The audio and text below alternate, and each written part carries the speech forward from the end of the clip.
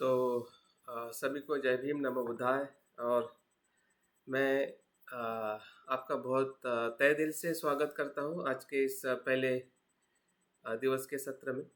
जैसे कि हम काफ़ी लंबे समय से इंतज़ार कर रहे थे कि ऐसे विषय के ऊपर हम बात करें, अनुभव करें। मेरे लिए भी विषय नया है। नया इसलिए है क्योंकि इस विषय पे मैं कुछ 3 साल के पहले से कुछ इसमें ज़्यादा अभ्यास कर रहा हूँ। और बाकी संघ के साथ में मेरा जो जुड़ाव है पिछले 20 साल से, तो वो तो अपने आप में एक अनुभव है। लेकिन तिबेटियन दर्शन या तिबेटियन बुद्धिज़्म को लेके मैं पिछले 3 साल से मैं विद्यार्थी को पढ़ा रहा हूँ, तो उसके कारण कुछ उसके जो पहलू है, उसका दर्शन है, उसके अंदर जो विषय को हम 7 दिवस में कुछ प्रारंभिक जो उसकी जानकारी है, प्रारंभिक उसका जो अनुभव है, वो हम तिबेटियन दर्शन में जो बार्डो है, इसका प्रारंभिक अनुभव लेने वाले हैं। मैं ऐसा नहीं कहना चाहता है कि हम बहुत गहरे अनुभव में जा सकते हैं, क्योंकि ये जो दर्शन है, अनुभव है, ये अपने आप में बहुत गहरा, बहुत विशाल है। और हो सकता है कि हमें कुछ बातें समझने में भी काफ़ी दिक्कत हो सकती है, क्योंकि हमारा जो पूर्व ग्रह का मन है, वो ऐसी कुछ अनुभूतियों को सुनना, देखना और उसको स्वीकार करना मतलब उसके लिए वो तैयार नहीं हो पाता है। तो हमारी भी मन की क्षमता को हमें पहचानना है और हमें ज़्यादा जल्दबाजी नहीं करनी है। जितना समझ में आता है उतना समझने का प्रयास करें, और जो समझ में नहीं आता है उसके ऊपर हम चर्चा और अपने मन को खुला रखें, क्योंकि हम उस अवस्था में नहीं हैं कि जिस अवस्था में बुद्ध की बात को हम पूरी तरह से समझ सकते हैं। हम ऐसी अवस्था में हैं कि हम कह सकते हैं कि हम आधी अधूरी या पूर्ण अवस्था में हम धम्म को सुन रहे हैं, धम्म का अध्ययन कर रहे हैं। तो हमारे लिए बहुत बड़ा चैलेंज है, और बुद्ध के लिए भी चैलेंज था। बुद्ध को भी लगता था कि मनुष्य प्राणी कैसे धम्म को समझ पाएंगे, सत्य बहुत गहरा है। फिर भी उन्होंने प्रयास किया, क्योंकि वो हमारे प्रति उनकी महाकरुणा थी कि उस सत्य को समझाने के लिए उन्होंने निरंतर प्रयास किया। और हजारों हजारों लोग, और आज संख्या में देखा जाए तो करोड़ों लोग बुद्ध की शिक्षा को समझ पा रहे हैं। तो ऐसे शिक्षा को आज हम स्पर्श करने वाले हैं, जो अभी तक हमने आँखों से देखी है, सुनी है, महसूस की है। आज बुद्ध के उस मार्ग का जो अनुभव जो है कि सही में बार्डो क्या है, वो हम शाम के सत्र में उसको और गहराई में देखने वाले हैं।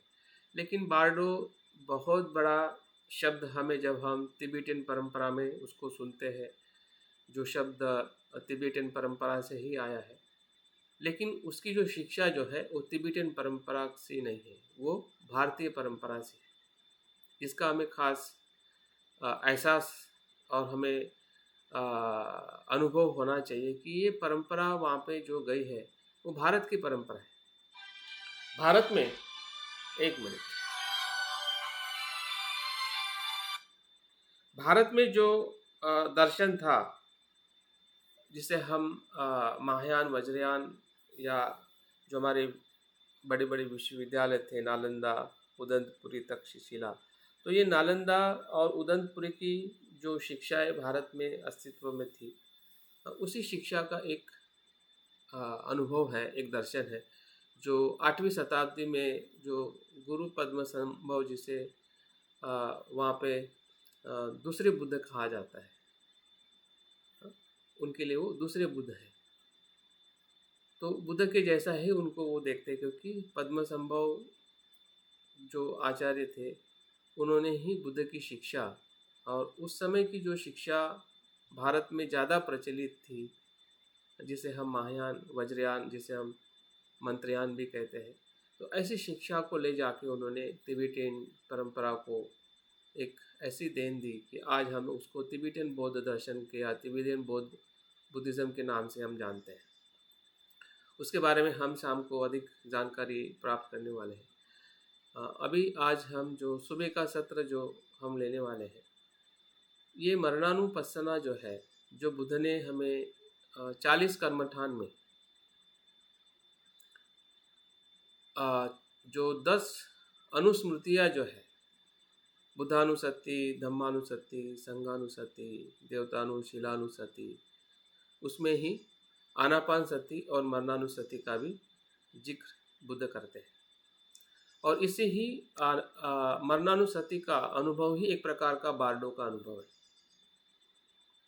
बार्डो जो एक ऐसे तत्वों को बताया जाता है कि मृत्यु के बाद और दूसरा जन्म होने के पहले की अवस्था, जिसे हम भवंग कहते हैं, पाली भाषा में उसको भवंग कहते हैं। जो मृत्यु होता है, विमृत्यु क्या है, कैसे होता है, उसके बारे में हम इस अभ्यास में हम धीरे धीरे सुनने वाले हैं, समझने वाले हैं और उसका अनुभव भी करने वाले हैं। तो मृत्यु और नए जन्म के बीच की अवस्था को बार्डो कहते हैं, जिसे इंटरमीडिएट स्टेट ऑफ माइंड या चित्त। और वही बौद्ध धर्म के पारंपरिक भाषा में उसको भवंग कहते हैं। 3 प्रकार का चित्त की प्रोसेस होती है, एक मृत्यु का चित्त, दूसरा भवंग का चित्त और तीसरा जो चित्त जो है प्रति संज्ञा का चित्त, जो माँ के गर्भ में प्रवेश करता है, वो तीसरा चित्त है। तो ये चित्त की 3 अवस्थाओं को ही हमें बार्डो में अभ्यास करना है। और इस तीनों अवस्था को जो पद्मसंभव जी ने जो बार्डो या इस बौद्ध शब्द के साथ जो तिबेटियन परंपरा में जो प्रचलित हुआ है, ये बौद्ध की जो प्राचीन परंपरा जो बुद्ध के समय से ही चलती आ रही थी, वही महायान में उसको एक अधिक उसका जो स्वरूप है उसको विश्लेषण करते हुए, उसके साहित्य के माध्यम से, उसके ध्यान साधनाओं के माध्यम से, उसके अलग अलग विधियों के माध्यम से उसको सुरक्षित रखा गया, अभ्यास किया गया। और उसी अभ्यास को, उसी मार्ग को तिबेटियन परंपरा या तिबेट में जाकर जब पद्मसंभव जी ने बताया, तो उसी को आज हम तिबेटियन बौद्ध दर्शन में बार्डो इस अभ्यास को हम करने जा रहे हैं। लेकिन उसकी शुरुआत कहाँ से हुई है? बुद्ध की ही शिक्षा से हुई है।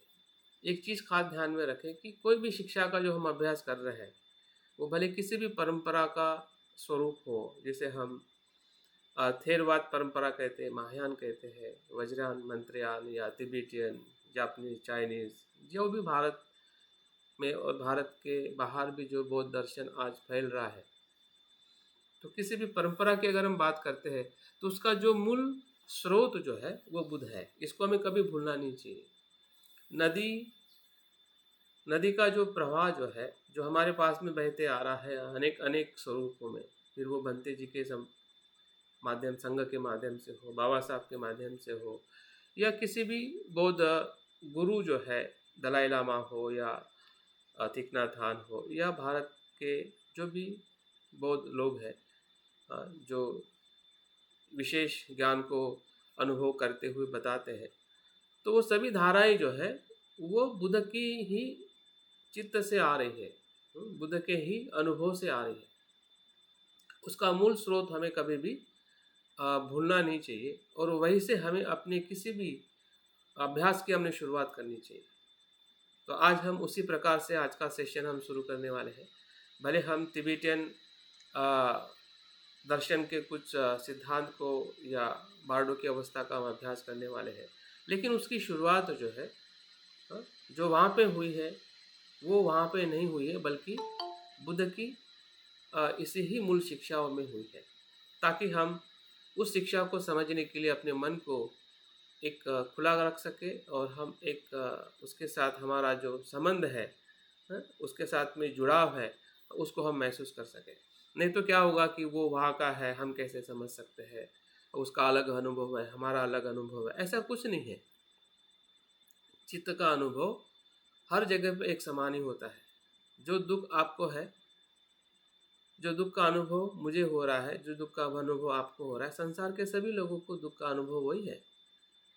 फिर वो जीवन जीवित रहते हुए हो या मृत्यु के समय हो या मृत्यु के बाद हो, हाँ, संसार का हो, निर्वाण का हो, तो अनुभव के स्तर पे हम, हाँ, शब्दों के माध्यम से थोड़ा अलग अलग हम उसको बार्डो कहते हैं, उसको हम इधर भवंग कहते हैं, है, या प्रतिसंधि कहते हैं। तो ये शब्दों का फेरफार है, इसलिए हमें शब्दों के फेरफार को भी थोड़ा ध्यान में रखना है। लेकिन जो उसकी जो अनुभूति जो है, जो आप लेने वाले हैं, जो उसका अनुभव करने वाले, वो महत्व का है। जो आज के ध्यान से हमें कुछ न कुछ उसका अनुभव हम लेने वाले हैं। तो हम ध्यान के तरफ आगे बढ़ने के लिए थोड़ी मैं आपको जानकारी देता हूँ कि मरणानुस्मृति, जैसे मैंने कहा कि बुद्ध के जो 40 कर्मठान जो है, उसमें 10 अनुस्मृति के भीतर मरणानुस्मृति का ध्यान बुद्ध बताते हैं। उसका और ज़्यादा विस्तृत वर्णन अगर आपको पढ़ना है, उसका मैं कुछ टेक्स्ट आपको ग्रुप में भेजने वाला हूँ। वह विशुद्धि मग जो बुद्ध घोष ने लिखा हुआ है, जो 5वीं शताब्दी में महान बौद्ध आचार्य हुए हैं, जो श्रीलंका में जाकर वहाँ की भाषा का जो भी बौद्ध साहित्य था पाली भाषा में भाषांतरित करके फिर से भारत में बौद्ध दर्शन को और गहराई में ले जाने के लिए उन्होंने महत्व का कार्य किया है। तो उनकी जो रचना जो है विशुद्धि मग, उसके आधार पर हम अभी का ध्यान करने वाले हैं, क्योंकि उन्होंने बुद्ध के उसी ही अनुभव को, बुद्धानुस्मृति क्या है, बुद्ध ने जिस प्रकार से, अगर आप सल्ल सुत्त पढ़ते हैं, और उसका भी मैं आपको टेक्स्ट भेजूंगा या आप उसको ज़रूर पढ़िए। इस पूरे सेशन में या इस शिविर में जितना मैं बताने वाला हूँ या जो हम यहाँ पे सीखने वाले हैं, उतना ही कहीं ना कहीं आपको भी उसके प्रति पढ़ना है, जो मैं आपको भेजने वाला हूँ या कुछ बताने वाला हूँ कि किताब आपने थोड़ी पढ़नी चाहिए।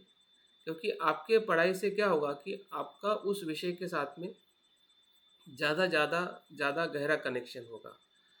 अगर सिर्फ 1 घंटा बैठ के आप मेरे साथ या इस सेशन में अगर आप अनुभव करोगे तो वो उतना आपको बेनिफिट नहीं देगा। इसलिए मेरी सबसे निवेदन है कि आप थोड़ा अपने लिए खुद भी प्रयास ज़रूर करिएगा। दिन भर में आधा 1 घंटा निकाल के ज़रूर उस रिलेटेड जो टेक्स्ट मैं भेजूँगा या मैं बताऊँगा उसको आप ज़रूर पढ़िएगा। भले समझ में नहीं आया, कम से कम 2 या 3 बार ज़रूर पढ़िए। समझ में नहीं आया है तो थोड़ा आप नोट डाउन करके रख सकते, ताकि हम प्रश्न के सेशन में उसको और ज़्यादा स्पष्टता से समझ सकें। आपके तरफ से प्रयास रहेगा, मेरे तरफ से प्रयास रहेगा, तो ये विषय समझना जितना कठिन है उतना सरल होते जाएगा, क्योंकि आपको खुद समझना है। मैं समझाने का प्रयास करूँगा, लेकिन अगर आपका मन ही अगर समझने के लिए खुला नहीं होगा, स्पष्ट रहेगा, तो शायद मैं समझाने का प्रयास करते हुए भी समझा नहीं पाऊँगा। तो आप मेरे पे ज़रूर डिपेंड रह सकते हैं, लेकिन इतना डिपेंड ना रहे कि आपको कुछ भी समझ में नहीं आए। तो आपका प्रयास बनाए रखें, आपके अभ्यास को, आपके पढ़ाई को थोड़ा इसके साथ में जोड़ के रखें, तभी जाके हम इस विषय को और अच्छे स्तर पर इसको समझ पाएंगे। तो हम आगे आते हैं कि जो हम ध्यान करने वाले हैं उसके 3 पहलू हैं। एक तो हमें मृत्यु क्या है उसको शब्द में समझना है, और उसी शब्द के साथ हमें अनुभव में बाद में समझना है। इसके पहले भी शायद मैंने अनेकों बार कहा है कि जो अनुभव हमें जीवन में होता है या हम ले रहे हैं, उसके 3 स्तर हैं। फिर से मैं बता रहा हूँ, और ये समझना हमारे लिए बहुत ही ज़रूरी है। और इसका विश्लेषण जो है अभिधम्म पिटक में किया गया है। तो 3 स्तर कौन से हैं? किसी भी चीज़ को समझने के लिए 3 माध्यम है, 3 प्रकार से हमें किसी भी घटना को, किसी भी विषय को समझने का प्रयास करना चाहिए, या हम प्रयास कर सकते हैं। पहला जो प्रयास जो है संज्ञा के माध्यम से, शब्दों के माध्यम से, जो आप सुन रहे हैं, जो पढ़ते हैं या किसी के साथ आप बात करते हैं, वो सभी संज्ञाएं हैं। संज्ञा से जो हमें बोध होता है वो मर्यादित बोध होता है सत्य का, लेकिन फिर भी बोध जरूर होता है। हम्म? तो उससे हम जानते हैं कि विषय क्या है, घटना क्या है और सत्य क्या है, लेकिन उसकी मर्यादा है। उसे आप संपूर्ण सत्य ना समझें। अगर उसको आपने संपूर्ण सत्य समझ गए तो वह ज्ञान है। भले बुद्ध का बताया हुआ धम्म भी हो, तब भी वह ज्ञान है। अगर उसी को हम सत्य माने, जो किताबों में लिखा हुआ है या शब्दों से हम सुन रहे हैं, शब्दों से हम पढ़ रहे हैं, शब्दों से हम जान रहे हैं, वो एक प्रकार का ज्ञान है, लेकिन वो संपूर्ण ज्ञान नहीं है। तो वो एक स्तर है जो हमें उसका उपयोग करना है। दूसरा स्तर जो है विज्ञान के द्वारा, मन के द्वारा, मन के द्वारा जानना, ये उससे भी महत्वपूर्ण है। जब आप शब्द से जानते हैं तो उसी शब्द के आधार पर मन, खुद के मन से भी जानने का प्रयास करें। मन के भीतर आप किस प्रकार से उस शब्द को समझ पा रहे हैं, भावनाओं के भीतर आप कैसे उसको समझ पा रहे हैं। अगर नहीं समझ पा रहे हैं तो हम मन के गहराई में नहीं जा सकते हैं। और बुद्ध का पूरा धर्म ही मन के गहराई का है। बुद्ध का धर्म जो है मन के गहराइयों से शब्द में अभिव्यक्त हुआ है, शब्द से शब्द में अभिव्यक्त नहीं हुआ है। जैसे कि मैं बता रहा हूँ तो हो सकता है कि 90% मैं शब्दों से शब्दों में बता रहा हूँ, सिर्फ 5 या 10% मेरे मन के भीतर की गहराई हो सकती है। लेकिन बुद्ध का शब्द ऐसा नहीं है। अगर बुद्ध ने 4 आर्य सत्य बताया है या उसके बाद उन्होंने 82 प्रकार की उपदेश दिए हैं, 82,000 जो त्रिपिटक में हमें मिलते हैं, तो उनका हर एक शब्द जो था, हर एक उपदेश जो था, वो उनके चित्त के गहराई से आया है, वो विज्ञान के भीतर से आया है, उनके मन के भीतर से आया है। हाँ? वो सिर्फ किसी से उन्होंने सुना और बोल दिया, हाँ? या पारंपरिक बुद्ध का वो ज्ञान नहीं जो उन्होंने बताया है। और इसलिए हमें भी अगर सही अर्थ में अभ्यास या हम जिस मार्ग पे चल रहे हैं, तो हमने अपने स्वयं के मन के आधार पर जितना हमें समझ में आता है, हाँ, जितनी सफलता से हम समझ पा सकते हैं, उसको हमें समझने का प्रयास करना है। मन के बारे में हम कुछ आने वाले सत्र में उसके ऊपर हम बात करने वाले हैं। तीसरा जो और गहरा माध्यम है वह है प्रज्ञा के द्वारा। ये सभी जो ज्ञान जो है संज्ञा से आया हुआ हो या मन के कितनी भी गहराई से आया हुआ हो, उसको प्रज्ञा के द्वारा समझना है।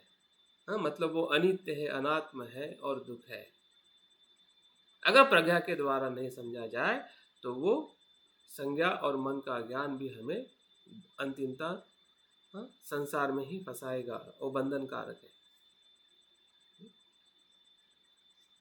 तो सभी अनुभवों को, सभी ज्ञान को, सभी घटनाओं को हमें अनित्य रूप में, अनात्म रूप में जब उसको हम देखते हैं, वही प्रज्ञा के द्वारा ज्ञान संपूर्ण ज्ञान है जो हमें संसार के भव चक्र से मुक्त करता है। फिर वो किसी भी प्रकार का दुख हो, जन्म का दुख हो या मृत्यु का दुख हो, जो हम मृत्यु के बारे में हम अभ्यास करने वाले हैं, हाँ, जरा का दुख हो, बीमारी का दुख हो, हाँ, सभी प्रकार का दुख का जो शांत करने का कोई मार्ग है वो है प्रज्ञा है। तो प्रज्ञा से हमें जानने का प्रयास करना है। तो इस प्रकार से जो शब्दों को हम समझने वाले हैं, हाँ, या अभ्यास करने वाले हैं, उसको हम 3 प्रकार से उसको समझने का या जानने का प्रयास करना है। तो हम देखते हैं कि मृत्यु क्या है। मृत्यु की जो परिभाषा बुद्ध घोष करते हैं, और हमें भी पता है, मृत्यु तो बहुत ही सामान्य चीज़ है कि जो हमने बचपन से लेके अभी तक अगर एक लिस्ट बनाया जाए, वो बनानी भी चाहिए, मैं आपके लिए वो होमवर्क देने वाला हूँ, क्योंकि हम जिसका अभ्यास कर रहे हैं ये शब्दों में ढूंढने से मिलने वाला नहीं है। मन के गहराई में और प्रज्ञा से ढूंढने से इसका जो बारडो है या मृत्यु को जो हम समझना चाहते हैं, हाँ, या उसका अनुभव लेना चाहते हैं, ये बहुत ही प्रैक्टिकल अनुभव है जो हमें इस कोर्स के माध्यम से हमें समझने का प्रयास करना है। तो मृत्यु क्या है? तो मृत्यु का जो व्याख्या बताई गई है, इस भव में, मतलब एक भव में, एक जन्म में रहने वाली जीवितेंद्रिय का उपच्छेद होना ही मरण है। ये शब्द जो है, दो शब्द है। जीवितेंद्रिय मतलब जो जीवित इंद्रिय है, हमारे जो इंद्रिय जो है, जो इस भव में है, जो हमने जन्म लिया है, एक भव में रहने वाली जो जीवित इंद्रिय है, उसका उपच्छेद हो जाना, मतलब नष्ट हो जाना। शब्द थोड़े कठिन है, लेकिन हमें समझ में आता है कि ये जो इंद्रिय जो है, इंद्रिय से ही हम जीवित है। जीवित इंद्रिय जो है, उसी से हमारा अस्तित्व है, और उसका उपच्छेद हो जाना, उसका नष्ट हो जाना, उसका विघटन हो जाना ही मरण है। मरण को इस प्रकार से, जैसे कि जन्म का माँ के गर्भ से बाहर आना, ये जन्म है। जीव का माँ के गर्भ से आना वो जन्म है, और जन्म के भीतर क्या है? जीव है, जीवितेंद्रिय है। हाँ? और उसका ही उपच्छेद हो जाना, उसका ही विघटन होना, उसका ही नष्ट होना, हाँ, वही मृत्यु है। और जहाँ जन्म है वहाँ मृत्यु है। जन्म के साथ में ही मृत्यु आता है, वो बाद में नहीं आता है। लेकिन अज्ञान के कारण या जागृति नहीं रहने के कारण हमें लगता है कि हम जन्म ही लेके आए, मृत्यु बाद में आता है। ऐसा बिल्कुल नहीं है। हाँ, जहाँ जहाँ जन्म है वहाँ वहाँ, हाँ, मृत्यु बनी रहती है। जहाँ जो चीज उत्पन्न हुई है, वो उत्पन्न होने के साथ लय के प्रवास में वो चलती रहती है। अभी इसको हमने तीन प्रकार से मृत्यु को देखना चाहिए। एक तो इसकी ये व्याख्या हुई, यही मृत्यु है, शरीर का, जीवन का नष्ट होना ही मृत्यु है, जिस व्याख्या को हमें समझना है। लेकिन जो अनंत होते हैं, अभी अनंत का मृत्यु क्या है? अनंत का मृत्यु जो है, वो संसार के दुख का नाश कहा जाने वाला समुच्छेद मरण है। अनंत के मृत्यु का और हमारे मृत्यु में फर्क है। हमारा मृत्यु जो है वो फिर से पुनर्जन्म की तरफ जाता है। अनंत का मृत्यु जो है वो पुनर्जन्म की तरफ नहीं जाता है। वो संसार के सभी दुखों का नाश कर देता है। मतलब जिसके कारण संसार में बार बार आने का जो कारण होता है, अज्ञान और तृष्णा, हाँ? वो अनंत क्या कर लेता है? नष्ट करता है। और इसलिए उनका जो मृत्यु जो है समुच्छेद है। समुच्छेद मतलब संपूर्ण नष्ट होना, और उपच्छेद मतलब फिर से उत्पन्न होना। मतलब हमारा मृत्यु जो है वो संपूर्ण उच्छेद नहीं है। हाँ? मृत्यु नए जीवन की संभावना है हमारे लिए। हमारा मृत्यु नए जीवन की संभावना है। अनंत का मृत्यु समुच्छेद मरण है। उनको फिर से मृत्यु के बाद जन्म नहीं है। हाँ? जन्म मृत्यु के चक्र से पूरी तरह से वो क्या है? मुक्त है। तो इसमें हमने अपने या सामान्य मनुष्य के मृत्यु को समझना है, और जो अनंत होते हैं या बुद्ध होते हैं उनके मृत्यु को समझना है, ताकि हम सही अर्थ में मरणानुसति का हम अभ्यास कर सकें। और एक तीसरे प्रकार का मृत्यु बताया गया है, जो संस्कार के क्षण भंगुर होने का क्षणिक मृत्यु। जो संस्कार क्षण प्रतिक्षण जो उत्पन्न हो रहे हैं, लय हो रहे हैं, वो क्षणिक मृत्यु है।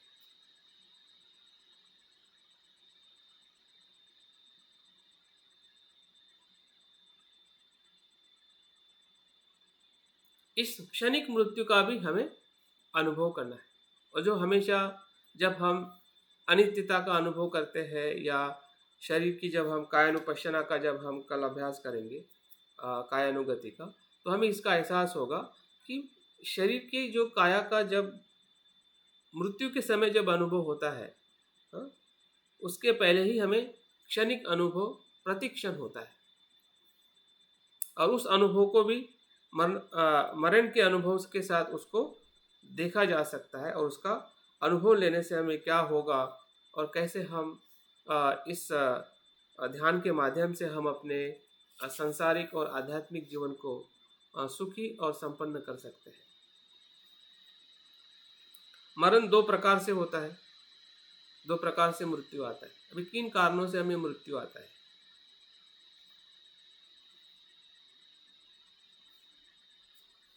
मृत्यु के बारे में और अधिक हम धीरे धीरे जो बार्डो का अभ्यास है उसके अंतर्गत हम अभ्यास करने वाले हैं, लेकिन अभी जो हम उसकी जो एक सामान्य जो हमारी जानकारी है, सामान्य जो अनुभव है, जो बुद्ध घोष या बुद्ध के माध्यम से हमें हमारी जो मूल शिक्षा है, उसी शिक्षा के आधार पर बार्डो का विकास हुआ है, इसको हमें कभी भूलना नहीं है। और इसलिए जो प्राथमिक शिक्षा है या जो मूल शिक्षा के अभ्यास के माध्यम से ही हम उस तिबेटियन परंपरा की शिक्षा को समझ सकते हैं। और दलाई लामा जी एक जगह पे ऐसा कहते हैं कि तिबेटियन जो शिक्षा जो है वो एक परंपरा की शिक्षा नहीं है, उसमें थेरवाद की भी शिक्षा है, महायान की भी शिक्षा है और वज्रयान की भी शिक्षा है। तीनों मिलके तिबेटियन दर्शन बना है, और इसलिए हमें तीनों दर्शन का जो तत्व जो है विशेषता इस विषय को लेकर हमें समझने की ज़रूरत है।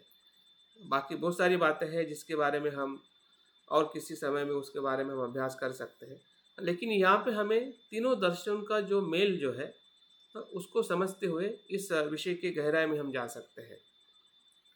तो मरण दो प्रकार से बताया गया है, जो दो कारणों से मनुष्य का मृत्यु होता है। पहला जो मरण जो है जिसे काल मरण कहते हैं। भी काल मरण मतलब, काल मतलब समय, समय निर्धारित। तो काल मरण तीन कारणों से होता है, या तीन प्रकार से, या तीन उद्देश्य से, या तीन उसके कारण होते हैं। कि जब मनुष्य का पुण्य का क्षय हो जाता है, जो हमारे पुण्य करने का जो हमारा कर्म है, पुण्य का जब क्षय हो जाता है तब मनुष्य का मृत्यु होता है। जो अकाली मृत्यु हो जाता है, वो पुण्य का अगर क्षय हो जाता है तो मृत्यु होता है। दूसरा जो कारण जो है आयु का क्षय हो जाता है। अगर हमारी आयु धीरे धीरे बढ़ती जाती है 70, 80, 90, 100 या उससे भी आगे, तो एक अपने आप ही आयु का जैसे जैसे क्षय हो जाता है, बुढ़ापा आने लगता है, शरीर का घसारा क्षय होने लगता है, तो अंतिमतः उसकी अवस्था मृत्यु की तरह आती है। और तीसरा है दोनों का क्षय होने से, पुण्य का भी क्षय हो जाता है और आयु का भी क्षय हो जाता है, तो अंतिमतः मरण मृत्यु वो वहाँ पे स्थिति हर मनुष्य में, हर जीव के भीतर आ जाती है।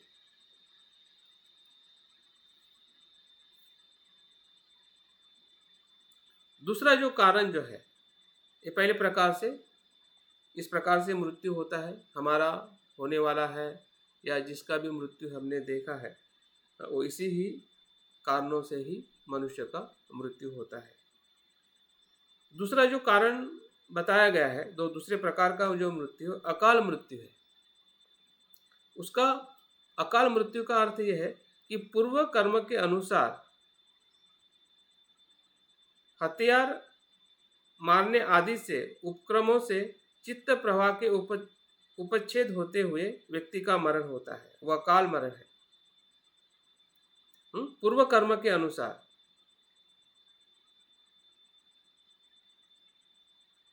पूर्व कर्म के अनुसार कोई अगर किसी को मारता है और मृत्यु होता है, और उसका चित्त का जो प्रवाह जो है उपच्छेद हो जाता है, विघटन हो जाता है, हाँ, ऐसे व्यक्ति के मरण को अकाल मरण कहते हैं,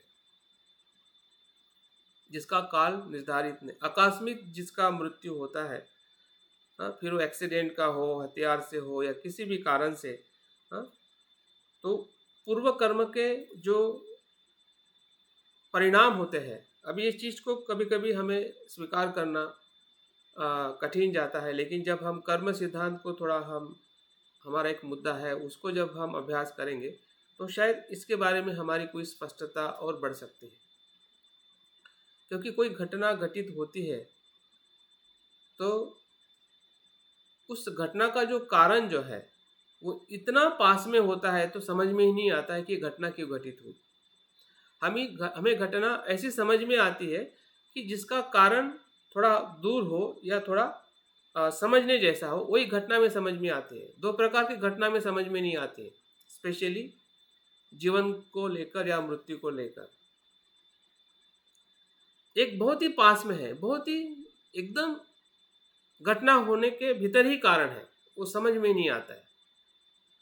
और दूसरा कारण बहुत दूर है, बहुत पीछे है, बहुत भीतर, मतलब हो सकता है कि पूर्व पूर्व जन्म के भीतर पड़ा होगा। या द्वेष आता है तो तुरंत द्वेष आ जाता है, पता ही नहीं चलता है द्वेष आया और कर्म किया, इतना पास में है वो पता ही नहीं चलता है कि हम कर ही लेते हैं।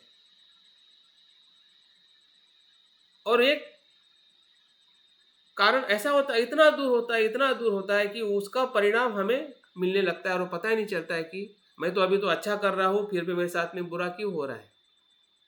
ऐसे बहुत सारे जो घटनाएं जो है, या हम समाज में भी जो लोगों को देखते हैं अच्छे बुरे जीते हुए, तो हमें संभ्रमित हो जाता है कि इतना बुरा इंसान भी कैसे सुखी हो रहा है, कैसे आनंदित हो रहा है, और इतना अच्छा इंसान होते हुए भी दुखी क्यों हो रहा है। और उसका दुख और सुख वर्तमान के कर्म के आधार पे तो है ही है, लेकिन साथ में पूर्व कर्म के आधार पर भी है। उसको हम शायद इसलिए नहीं समझ पाते क्योंकि उसका कारण हमें पता नहीं चलता है, लेकिन बुद्ध को पता चलता है। अगर प्रज्ञा से देखने से हमें भी पता चल सकता है, ऐसा नहीं कि सिर्फ बुद्ध को ही पता चलता है, क्योंकि हमारे में भी बुद्ध की क्षमता है। अगर उस प्रज्ञा से अगर हम देखने का प्रयास करते हैं तो हमें भी चीज़ें समझ में आ सकती है, हाँ, कि कर्म का परिणाम किस प्रकार से जीवन में हमें दुख और सुख और मृत्यु को भी कैसे आकस्मिक ले आता है। और ऐसी बहुत सारी घटनाएं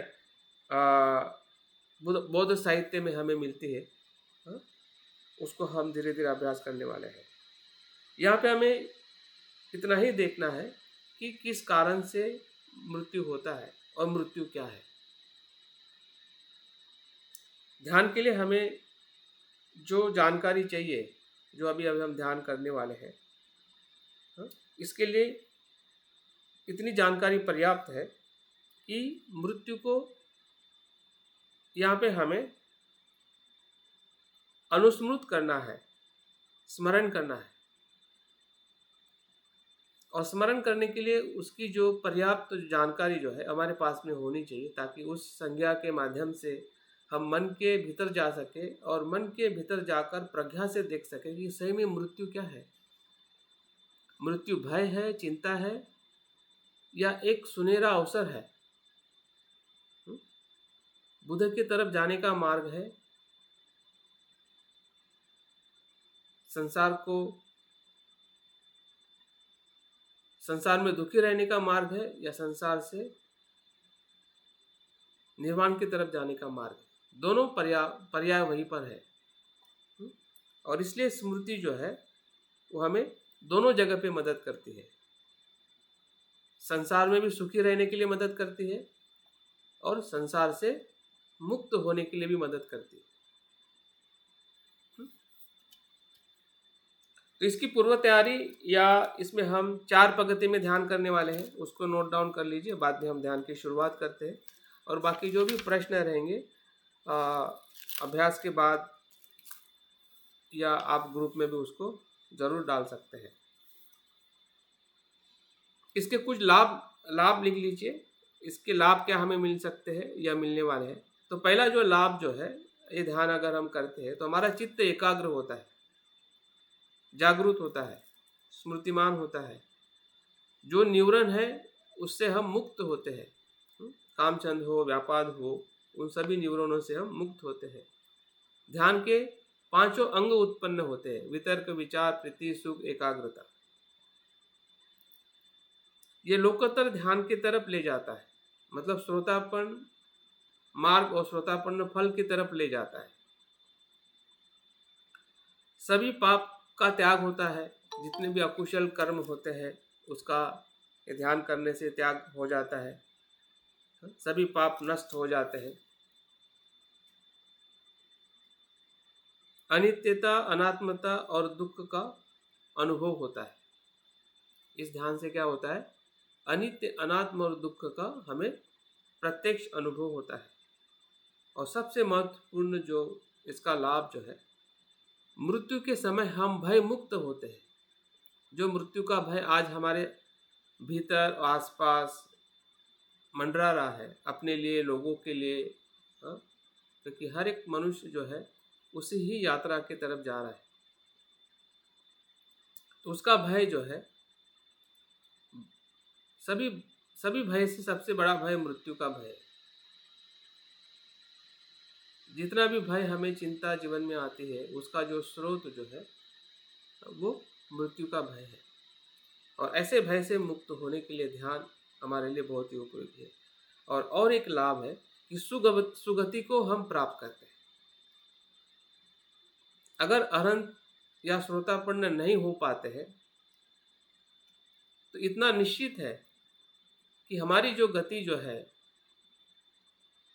फिर से जन्म लेने की जो गति है, वो सद्गति होगी। मनुष्य और देवलोक में ही हमारा जन्म होगा, इसकी पूरी शाश्वती है। इसकी पूरी गारंटी बुद्ध लेते हैं, अगर हम भी उसी प्रकार से कर्म करते हैं। बिल्कुल ये सत्य है। अगर आप अच्छा सोचोगे, अच्छा ही मिलेगा। अच्छा कर्म करेंगे, अच्छा ही फल मिलेगा। इसका अनुभव हम जीवन में ले रहे हैं, तभी तो हम अच्छा कर रहे हैं, नहीं तो बुरा नहीं करते। फिर भी मन में बुरा करने की इच्छा इसलिए होती है क्योंकि कहीं ना कहीं हमारा अज्ञान और लोभ के कारण हम बुरा कर ही लेते हैं। लेकिन फिर भी हम अच्छा करने का प्रयास कर रहे हैं। क्यों? क्योंकि उससे हमें सुख मिलता है, घर में शांति होती है, परिवार में हम आनंदित रह सकते हैं। अगर शील का पालन नहीं करेंगे तो हम ना खुद आनंदित रह सकते हैं, ना हम परिवार को आनंदित रख सकते हैं। तो अगर हम यहाँ पे अगर अनुभव हो रहा है तो मृत्यु के पश्चात भी उसकी जो परिणाम देने की क्षमता जो है वो उतनी ही है, जो हमें सद्गति की तरफ ले जा सकती है। और इसलिए सद्गति को प्राप्त करने के लिए भी ध्यान महत्वपूर्ण है। तो इस प्रकार से इसके अनेकों लाभ हैं, और इन लाभों को ध्यान में रखते हुए हम इस ध्यान को चार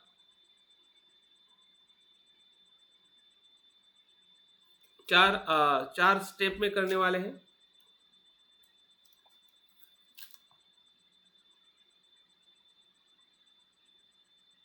पहले स्टेप में जो पूर्व तैयारी में हम अपनी बैठक और आनापान सति से एकाग्रता का अनुभव करते हुए हम ध्यान की शुरुआत करेंगे। और पहले स्टेप में हम जो प्रियजनों का मृत्यु है उसका हमें चिंतन करना है। यहाँ पे जो स्टेप जो है बुद्ध घोष ने थोड़ा पूरी तरह से अलग बताई। जैसे हम आनापान मैत्री भावना में जो स्टेप करते हैं या करुणा भावना में करते हैं, तो यहाँ पे जो उनकी जो ध्यान की जो शुरुआत वो बताते हैं कि जो प्रियजनों का मृत्यु है, जो हमारे प्रियजनों का जो मृत्यु हुआ है कुछ समय के पहले या जिसको हम परिचित है, क्योंकि उनसे हम काफ़ी नज़दीक है, समीप है, और इसलिए उनके मृत्यु को समझना हमारे लिए सरल हो सकता है कि वो मृत्यु क्या था, कैसे था, और उस चिंतन से हम मृत्यु के विषय के संपर्क में आ सकते हैं। दूसरे स्टेप में जो हमारा अप्रिय व्यक्ति है या प्रिय जन है जिसको हम पसंद नहीं करते हैं, नापसंद जो लोग हैं, फिर वो हमारे परिवार के भी हो सकते हैं या परिवार के बाहर के भी जन हो सकते हैं जिससे हम नापसंद करते हैं, उसके जीवन में भी मृत्यु है। तो उनके साथ में हमें चिंतन करना है। तीसरे स्टेज में जो मध्यस्थ है, त्रयस्थ है, जिसको हम नहीं जानते, अड़ोस पड़ोस के या जो भी लोग हमें दिखाई देते हैं, तो वो लोग भी मरण धर्मी है, क्योंकि उनका भी जन्म हुआ है, तो मृत्यु निश्चित ही इन्हीं कारणों से उनका मृत्यु होना ही है। या क्षणिक मृत्यु तो हर समय हर मनुष्य के अस्तित्व में अपना एक तत्व या उसका जो धर्म जो है वो निरंतर बह रहा है। और पांचवें और अंतिम चरण में स्वयं के मृत्यु के बारे में चिंतन करना है।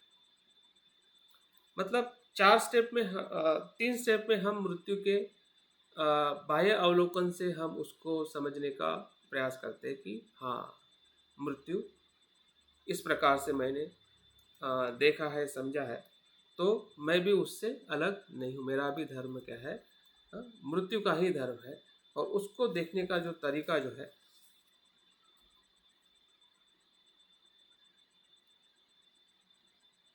4 प्रकार से, वैसे तो उसको 8 प्रकार से बताया गया है, लेकिन हम 8 प्रकार से उसको नहीं देखेंगे, हम 4 प्रकार से देखेंगे। मृत्यु के इन चारों स्टेप के भीतर उसको स्मरण करने का तरीका क्या है, कैसे स्मरण करें। अभी तो हमें स्टेप पता चली कि पहले स्टेप में करना है, दूसरे स्टेप में, तीसरे और चौथे स्टेप में, लेकिन उसके भीतर क्या करना है, उसके भीतर हमें 4 मापदंड कह सकते हैं या 4 प्रकार का चिंतन कह सकते हैं। एक एक स्टेप में हमें 4 प्रकार का चिंतन करना है। जैसे कि मैत्री भावना में हम कुछ शब्दों को सिलेक्ट करते हैं कि मैं सुखी हूँ, मैं रोगों से मुक्त हूँ, आनंदित हूँ, हम 4 या 5 शब्द इस्तेमाल करते हैं। तो उसी प्रकार से यहाँ पे भी हमें कुछ शब्दों को या कुछ इसमें बहुत ही विस्तृत वर्णन किया हुआ है, उसका मैं आपको टेक्स्ट भेजूंगा, तो हमें और ज़्यादा इसकी जानकारी आपको पढ़ने से, जो मैं पूरा बता नहीं पा रहा हूँ क्योंकि समय बहुत कम है, मैं बहुत ही संक्षिप्त आपको जानकारी दे रहा हूँ, लेकिन इसकी जो विस्तृत जानकारी जो है विशुद्धि मग के कुछ पन्नों में है, मैं आपको उसको भेजूंगा। तो पहला जो सेंटेंस जो है ये हमें स्मरण करना है कि मृत्यु मृत्यु मृत्यु या मरण मरण मरण, इसी शब्द के साथ हमें आगे बढ़ना है।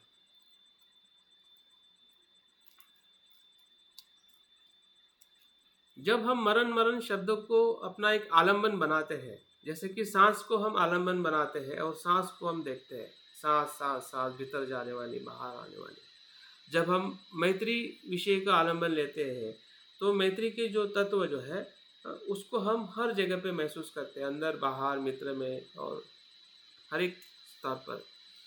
उसी प्रकार से ये मरण या मृत्यु, ये शब्द जो है या विषय जो है वो हमारे ध्यान का आलंबन बनाना है। जब तक वो आलंबन नहीं बनेगा तब तक आप उसके गहराई में नहीं जा पाओगे। अगर आपने संज्ञा को ही नहीं जाना, और इसलिए संज्ञा की हमें ज़रूरत है, तो मन उसके भीतर नहीं जाएगा। अगर मन ही भीतर नहीं जाएगा तो जो प्रज्ञा से आप उसको देख नहीं पाओगे, क्योंकि एकाग्र मन ही प्रज्ञा में परिवर्तित हो जाता है। हाँ? जैसी एकाग्रता आपकी बढ़ जाएगी मन की, उस शब्द को उस भाव के साथ शब्दों को जानने का, तत्व को जानने का, तो वही जो मन की एकाग्रता ही प्रज्ञा में ध्यान और प्रज्ञा, जहाँ पे ध्यान है वहाँ पे प्रज्ञा विकसित हो जाती है। जहाँ पे ध्यान नहीं है, मतलब मन के गहराई को हम स्पर्श नहीं कर सकते हैं, तो प्रज्ञा उद्भव नहीं होती है, वो सुप्त रहती है। वो अपने बहुत भीतर की तरफ वो सुप्त अवस्था में बहती रहती है। तो उसका जो स्वभाव जो है वो शुद्ध है, वो कभी भी अशुद्ध नहीं होता है। सत्य कभी भी अशुद्ध नहीं होता है। जैसे कि आकाश हमेशा खुला रहता है, बादल उसको आकाश के गुणों को कलंकित नहीं करती है, अशुद्ध नहीं कर पाती। आकाश हमेशा नीला और खुला रहता है, लेकिन बादल कुछ समय के लिए आते हैं और चले जाते हैं। वैसे ही हमारी जो भीतर की जो प्रज्ञा जो है वो हमेशा शुद्ध है, लेकिन उसके ऊपर जो आवरण जो है या भटकने वाला मन है या जो संभ्रमित मन है, इसके कारण वो प्रज्ञा विकसित नहीं हो पाती। जैसे हम ध्यान से गहराई से उसको हम गहरे मन से जैसे देखते हैं, वैसे ही वो प्रज्ञा बाहर आ जाती है और इस प्रकार से हम उस विषय के और भीतर हम जा सकते हैं या उसका हम अनुभव ले सकते हैं। तो इस प्रकार से पहले शब्द से उसको हमें समझना है, वाक्य से। दूसरा जो है, जो बताया गया है कि जैसे कि जल्लाद के समान उपस्थित होने वाला मृत्यु है। मृत्यु कैसा है? जल्लाद की जैसा है। जल्लाद आपको पता है कि जो फांसी देने वाला जो होता है या तलवार से गर्दन काटने वाला होता है, मृत्यु ऐसा है। तलवार लेकर गर्दन पर चलाता हुआ जल्लाद उपस्थित हो, ऐसे मरण भी उपस्थित है। मरण मतलब बाद में आने वाला नहीं है, उसी क्षण में है। वो जल्लाद है, जल्लाद की तरह वो हमारे सामने ही उपस्थित है। उसके दूसरे पहलू को देखना है।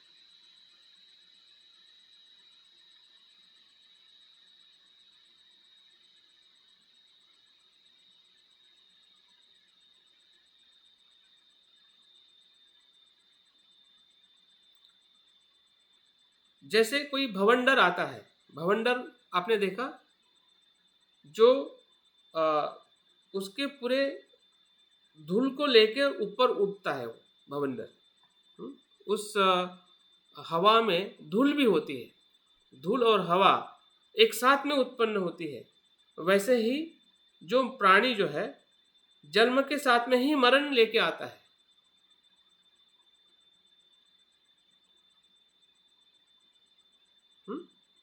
जन्म के साथ में ही मरण लेके आता है। मरण बाद में आने वाली वस्तु नहीं है, और जन्म के साथ में ही वो मरण लेके आता है।